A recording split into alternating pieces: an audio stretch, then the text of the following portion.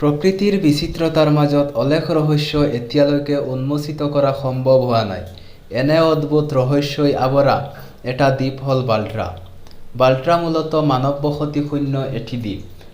দক্ষিণ আমেৰিকাৰ ইকুৱেডৰৰ নিকটৱৰ্তী 13টি দ্বীপক লৈ গঠিত গেলাপাগোছ দ্বীপপুঞ্জ। আৰু এই 13টি দ্বীপৰ এটি হৈছে বাল্ট্ৰা। কিন্তু ইয়াৰ অন্য 12টা দ্বীপতকৈ বাল্ট্ৰা একেবাৰেই বেলেগ, অদ্ভুত আৰু ৰহস্যময়। দ্বিতীয় বিশ্বযুদ্ধৰ সময়ত কৌশলগত কাৰণে এই দ্বীপপুঞ্জৰ কেইটামান দ্বীপত এয়াৰবেছ স্থাপন কৰে যুক্তৰাষ্ট্ৰ চৰকাৰে। তেতিয়াৰ এয়াৰবেছৰ এজন অফিচাৰ ফ্ৰান্সিছ ৱাগনাৰ।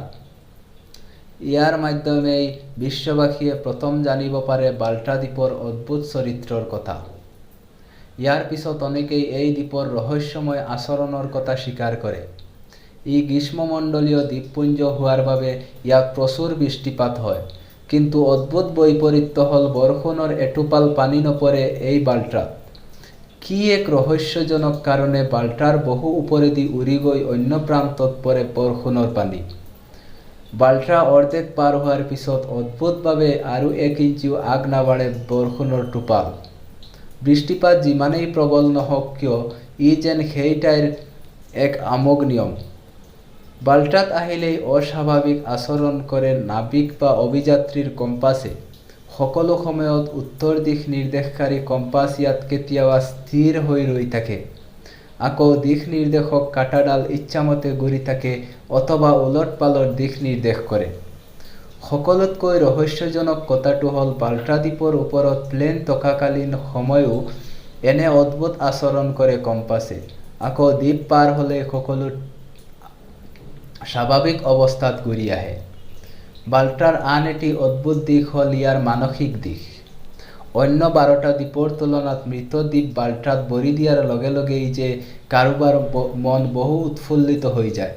নজনা অচিনাকি কোনো এখন ঠাইত হেৰাই যোৱাৰ আশ্চৰ্য ধৰণৰ ভাল এটা অনুভূতি আচ্ছন্ন কৰি পেলায় নিজৰ মনক।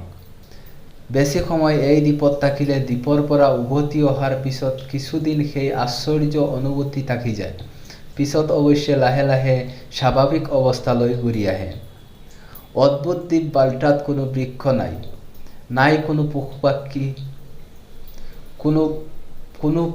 পশু-পাখী এই দ্বীপত আহিব নিবিচাৰে। দ্বীপৰ ৰহস্যময়তাৰ আৱিষ্কাৰক ৱেগনাৰে জোৰ কৰি কিছু প্ৰাণীক বাল্ট্ৰা আৰু ইয়াৰ ওচৰৰ দ্বীপ সান্তাক্ৰুজৰ মধ্যৱৰ্তী খালত এৰি দিছিল। কিন্তু দেখা গ'ল বাল্ট্ৰাক এৰি সান্তাক্ৰুজৰ ওচৰ চাপিছে প্ৰাণীসমূহে। কেৱল ইমানেই নহয়, উড়ন্ত পাখিসমূহো উৰি উৰি বাল্ট্ৰাৰ ওচৰত আহিয়েই উভতি গৈছে। দেখিলে মনত এনে ভাৱ হয় যেন অদৃশ্য কোনো দেৱালত খুন্দা লাগিছে এইবোৰে।